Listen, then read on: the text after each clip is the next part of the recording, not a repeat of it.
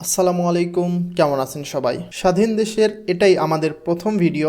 প্রথমেই সবাইকে বিজয়ের অনেক অনেক শুভেচ্ছা। তবে বিজয় এতটাও সহজ ছিল না। হাজারো প্রাণের বিনিময়ে আমরা আবারও দেশটাকে দ্বিতীয়বারের মতো স্বাধীন করতে পেরেছি। এর জন্য সবার প্রথমে আল্লাহ দরবারে লাখো কোটি শুকরিয়া। আলহামদুলিল্লাহ, আমরা আমাদের দেশকে স্বৈরাচার মুক্ত করতে পেরেছি। তবে দেশটা মাত্রই স্বৈরাচার মুক্ত হলো, আমাদের এখন দেশটাকে সংস্কার করতে হবে। আমরা চাই আমাদের এই দেশটাকে আসল সোনার বাংলাদেশ হিসেবে গড়ে তুলতে, যেখানে থাকবে না কোনো দুর্নীতি, অবিচার, জুলুম, অত্যাচার, অনিয়ম এবং অধিকার আদায়ের জন্য দিতে হবে না আর কোনো প্রাণ, হবে না আর কোনো মায়ের বুক খালি। এমন সোনার বাংলা গড়ার লক্ষ্যে আসুন আমরা সবাই মিলে এগিয়ে আসি সংস্কারের জন্য। আমাদের যে ভাই এবং বোনেরা সড়ক পরিচ্ছন্ন এবং ট্রাফিক পুলিশের কাজ করছে, তাদেরকে আমি বিগ স্যালিউট জানাই। আসুন আমরা সবাই তাদেরকে সহযোগিতা করি, যাতে দেশে আবারও দ্রুত সময়ের মধ্যে শৃঙ্খলা ফিরে আসে। একটা কথা সবসময় মনে রাখতে হবে,